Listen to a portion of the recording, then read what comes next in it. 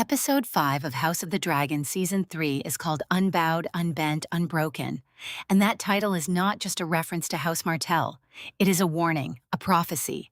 Every single character in this episode is trying to hold themselves together while forces they cannot see are slowly tearing them apart.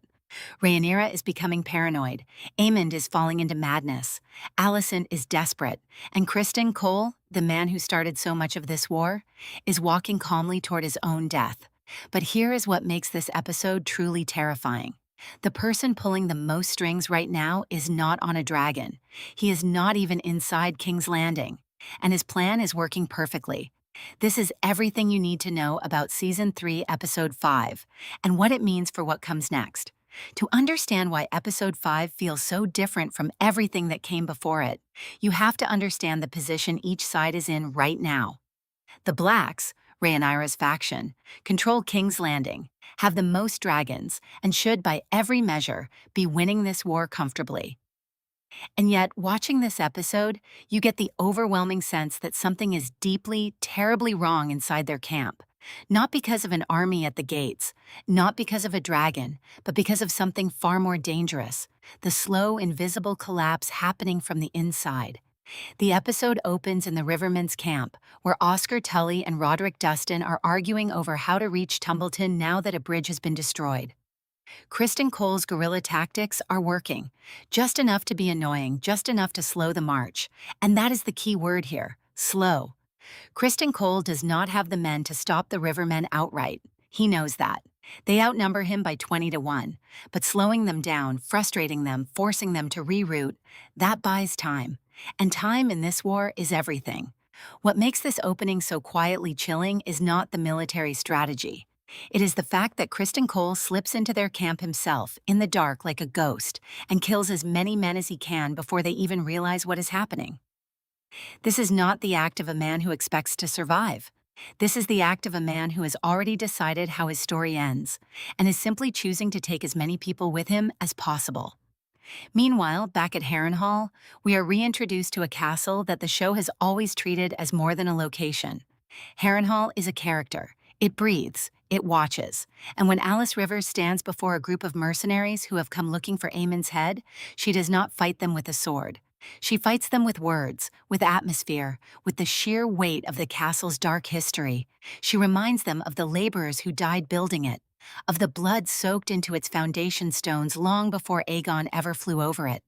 She tells them the castle is female, that she swallows the greedy and the heedless. And then, whether it is real magic or just impossibly perfect timing, a gust of wind sends birds and bats scattering into the night, and the mercenaries flee. It is one of the most quietly powerful scenes the show has delivered in a long time, and it sets the tone for everything that follows. Harrenhal is not just cursed, it is hungry. But the moment that truly shifts the emotional center of the episode happens in the Red Keep, and it involves two women who should be enemies sitting across from each other in a moment of almost painful honesty. When Mysaria finds out about the Moon Tea, the tea meant to end Helena's pregnancy, she goes straight to Alicent. And rather than the expected confrontation, what we get is something stranger and more unsettling. Alicent admits she used moon tea herself once. She admits Rhaenyra did too. These are not the admissions of a villain. These are the confessions of a woman who has spent her entire life making impossible choices under impossible pressure, and who is now watching her daughter face the same impossible choice and refusing to let her make it alone. Helena refuses. She holds on to this unborn child the way a drowning person holds on to a piece of wreckage. Because after losing Jay Harris to blood and cheese, this baby is the only thing in the world that belongs entirely to her. And nobody, not her mother, not a queen, not a war, is going to take it away. That moment of refusal, quiet and absolute, lands like a door slamming shut, because the audience already knows, or suspects, what this baby may one day become. And the question hanging in the air as the scene ends is not whether Helena is right to protect the child. It is whether protecting this child will cost her something even more devastating than what she has already lost. There is a scene in this episode that most viewers probably registered as a character moment and moved on from. It is the scene between Aemond and Alys Rivers in his chambers at Harrenhal after his Weirwood nightmare. And on the surface, it looks like two people, one broken, one calm, talking in the dark. But if you pay attention to what is actually being said, and more importantly to what is not being said, this scene contains one of the most carefully hidden pieces of storytelling in the entire season. Aemond tells Alys about Helena's prophecy, the one where she told him directly that he would die swallowed by the god's eye. He does not say this casually. He says it the way someone says something they have been carrying alone for a very long time, something that has been living inside them like a stone, getting heavier with every passing day. And Alys Rivers does not react with surprise. She does not widen her eyes or ask a clarifying question. She already knows. She has seen it too, in the weirwood visions that she, like Demon before her, and like Helena in her own strange way, has access to through her connection to the old gods and the three-eyed raven's network of sight. This is not a comforting bedside conversation. This is one prophet confirming to another prophet that, yes, what you saw is real, and there is nothing either of us can do to stop it. But here is the hidden layer that the episode does not announce. The scene then shifts into something that looks like comfort. Aemond curls into a fetal position, Alys begins to hum, and the dynamic between them becomes unmistakably maternal. And this is where the show is doing something incredibly deliberate. Because the Aemond we have watched across 2.5 seasons has been defined, above all else, by one wound. Not the loss of his eye, not the sapphire that replaced it. The wound is this: he never felt loved by his mother. He idolized Aegon, his brother, who tormented him. He served a cause, the Green cause, the Hightower cause, that used him as a weapon and never asked how he felt. And now at the end of everything, in a cursed castle that swallows the greedy and the heedless, he has found the one thing he was always looking for. Not a lover, not a queen, a mother. This reframes every single choice Aemond has made that previously seemed like ruthless ambition or cold cruelty. The boy who burned his own brother. The man who dropped Vaemond Valerion's corpse at a family dinner table. The dragon rider who let Vhagar crush Luke Valerion and his dragon over the sea at Storm's End. None of those acts were the acts of a man who felt powerful. They were the acts of a boy who was desperately, furiously trying to be seen. And now he is curled in a castle, dreaming about drowning, and the only peace he has found is in a woman who hums to him in the dark like a mother would. That detail, so small, so quiet, changes everything about how you read his arc and what his inevitable end is going to mean emotionally for the audience. And then there is the Sava set scene with Ormond Hightower and Darren. This is the scene the show framed as a history lesson, and it is, on its surface, a very well-executed one. Ormond uses the board game, the Game of Thrones universe's version of chess, to walk Darren through the history of Aegon's conquest, ending with Miriam Martell and the lesson that terrain, tactics, and the willingness to do terrible things can defeat even dragons. He is clearly drawing a parallel. He is Miriam Martell. Rhaenyra is Aegon. The dance is his Dornish war, and he intends to win it the same way Dorne eventually won. Not through power, but through patience and pain and making the cost of victory so high that the enemy eventually breaks. But then Daeron, young, gentle, underestimated Darren, beats him, using the dragon piece, in one move, and Ormond goes completely still. That moment is not just funny, it is the hidden thesis of the entire episode, wrapped in a game. Because Ormond's entire strategy is built on the assumption that the Blacks can be defeated through subterfuge and slow erosion. The Goldcloaks being murdered, the graffiti, the conspiracies. But Darren just demonstrated on a small wooden board that all of that falls apart the moment a dragon actually shows up. The dragon negates the strategy, and Darren did it without even trying. The most dangerous theory that Episode 5 quietly plants, and never directly states, is this: Rhaenyra is losing the war not because of her enemies, but because of herself, and the people closest to her can see it happening in real time, even if she cannot. Think about what we actually watch Rhaenyra do in this episode. She refuses to see her own son Joffrey, who has just returned from the Vale, possibly because seeing him triggers too much grief over losing Jace, possibly because she simply does not have the emotional bandwidth. She becomes so fixated on finding Aemond and Vhagar that Demon has to physically try to redirect her attention toward the problems inside King's Landing. She is so paranoid about conspiracies, And to be fair, the conspiracies are real, that she cannot separate the urgent from the important anymore. She is a queen being crushed under the weight of her own crown, and it is possible that this is exactly what Aemond Hightower has been engineering all along. Not to defeat her militarily, to break her psychologically. This could mean that Ormond's plan is far more sophisticated than it first appeared. Yes, he is having Goldcloaks murdered and blaming the small folk. Yes, he is minting coins with Daeron's face and slowly building the case that there is a legitimate alternative king. But the deeper goal, and this is the theory the episode seems to be building toward, could be to make King's Landing ungovernable. To make every street feel unsafe, every ally feel unreliable, every decision feel impossible. Because a paranoid ruler makes bad decisions, and bad decisions cost lives and loyalty. And lost loyalty in a civil war can matter more than lost battles. What makes this theory especially compelling is the contrast the episode draws between Ormond's calm and Rhaenyra's unraveling.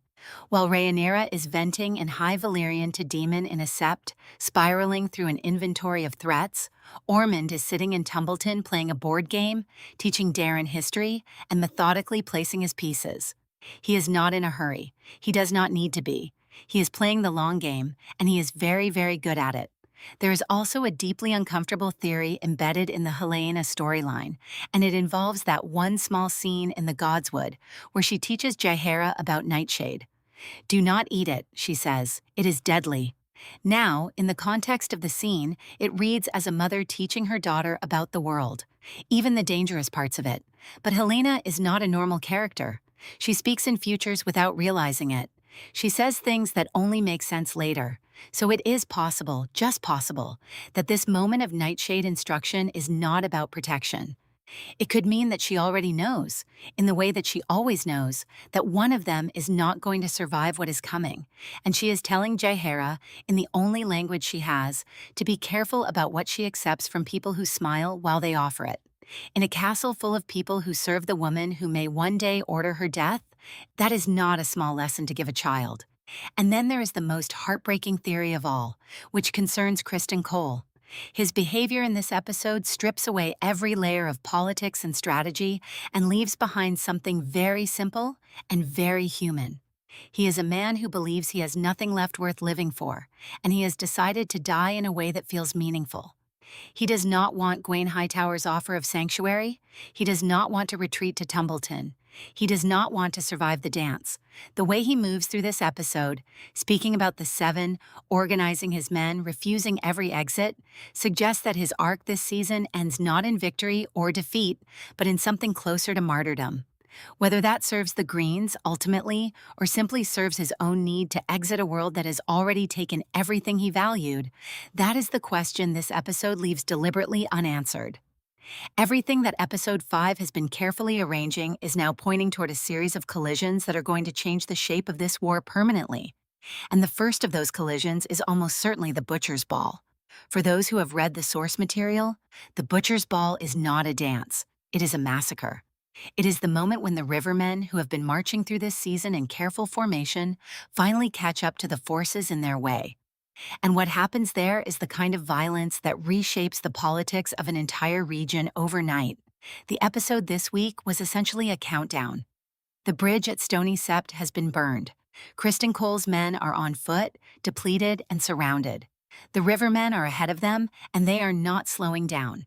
What comes next, most likely in Episode 6, is the end of Criston Cole's story, and possibly the most brutal battlefield sequence this season has shown us yet. But the Butcher's Ball is not even the biggest thing on the horizon, because while that is happening in the Riverlands, something far more explosive is building at Tumbleton. Aemond Hightower has been conscripting Rhaenyra loyalists, people who live in the surrounding area and have no real desire to fight this war, and pressing them into his army. This means that when the Battle of Tumbleton finally arrives, possibly in Episode 7, the casualties on the ground are going to include ordinary people who never chose a side. That is the kind of detail that makes a battle feel like more than just spectacle. It makes it feel like a crime. And the show has been building the moral weight of Ormond Hightower's campaign very deliberately, so that when those consequences arrive, they land with full force. Then there is the situation in King's Landing itself, which is teetering. Ormond's agents have been killing Goldcloaks and blaming the small folk. Daemon tortured and killed the one man they captured, who may or may not have been telling the truth about being the only conspirator. The real network is still out there, still operating, and Rhaenyra does not know the full shape of it. If that network escalates, if the killings get worse, if the graffiti gets louder, if the small folks' anger tips from resentment into actual uprising, then Rhaenyra could find herself fighting a war on two fronts simultaneously, one outside the city walls, one inside them. And she is not, at this moment, in any psychological condition to handle both. Aemond and the God's Eye loom over all of it like a storm that has not yet broken. Daemon has told Rhaenyra he will go after Aemond, but not yet. The show has been clear that the battle over the God's Eye, one of the most legendary confrontations in the history of this world, is the axis around which multiple characters' fates are going to turn.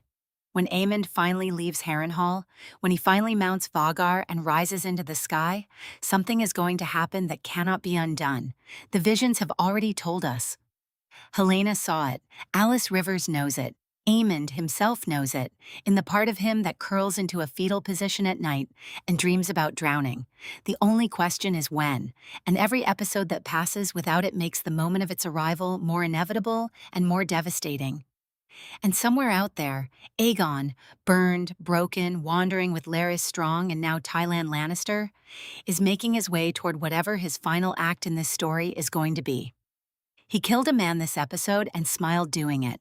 That smile is worth paying attention to, because it was not the smile of a king reclaiming his confidence. It was the smile of someone discovering, for perhaps the first time, that there is something they are genuinely, naturally good at. And that thing is not ruling. It is not sitting on thrones or being beloved. What Aegon may be discovering in the ruins of everything he was supposed to be is that he has a talent for violence, and a man with nothing left to lose and a newly discovered talent for violence is one of the most unpredictable forces in any story. The pieces are all moving now, and none of them are moving towards safety.